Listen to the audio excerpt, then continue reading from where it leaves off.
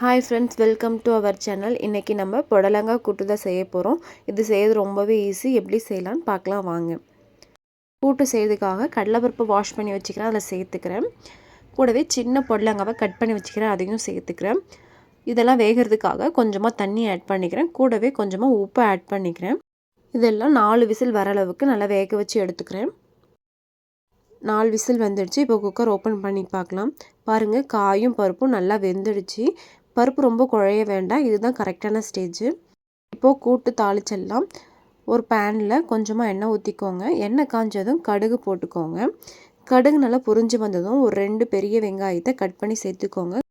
கூடவே ஒரு பச்சை மிளகாய், கொஞ்சமாக கருவேப்பிலை சேர்த்து நல்லா மிக்ஸ் பண்ணி விட்டுக்கிறேன். வெங்காயம் நல்லா வதங்கினதுக்கப்புறமா ஒரு தக்காளி கட் பண்ணி வச்சுருக்கேன், அதையும் சேர்த்துக்கிறேன். கூடவே கொஞ்சம் உப்பும் ஆட் பண்ணிக்கிறேன். தக்காளி நல்லா இந்த மாதிரி குழஞ்சி வரணும்.